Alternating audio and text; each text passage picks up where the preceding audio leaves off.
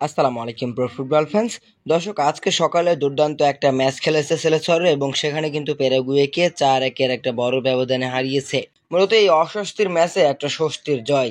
অস্বস্তির ম্যাচ বলছি কি কারণে, চলুন আমরা দেখি পুরো ভিডিওতে। মূলত বড় ব্যবধানে জয় পেলেও আমাদের মিডফিল্ড এবং ডিফেন্সে কিন্তু অনেক ঘাটতি ছিল এই ম্যাচে, যেমনটা কিন্তু আমরা কোস্টারিকার বিপক্ষে দেখিনি। কোস্টারিকার বিপক্ষে মিডফিল্ড এবং ডিফেন্স ছিল খুবই দুর্দান্ত, খুবই স্ট্রং, কিন্তু প্যারাগুয়ের বিপক্ষে ডিফেন্স এবং মিডফিল্ড কিন্তু তেমন একটা আশা জাগানিও পারফরমেন্স করতে পারেনি। যদিও অ্যাটাকাররা খুব ভালো পারফরমেন্স করেছে, সেজন্যই কিন্তু জয়টা এসেছে। মূলত ব্রাজিলের ডান সাইডটা খুবই দুর্দান্ত ছিল, বিশেষ করে এদার মিলিতাও, অ্যালিসন এবং ড্যানিলো।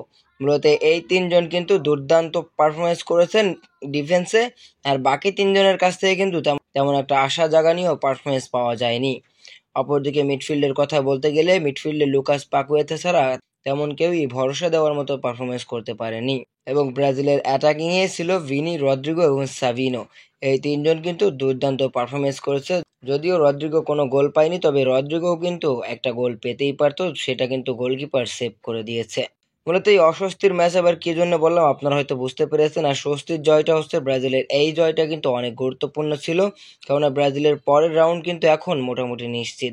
পরবর্তী ম্যাচ যদি ব্রাজিল ড্র করে অথবা জিতে যায় তাহলে তো কোস্টারিকার কোনো সুযোগই নেই।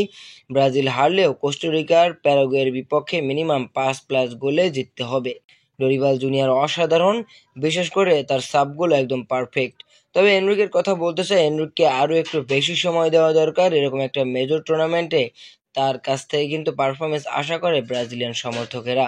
তাই আগামী ম্যাচ থেকে আশা করব এনরিককে একটু দ্রুত মাঠে নামাবেন ডরিভাল জুনিয়র।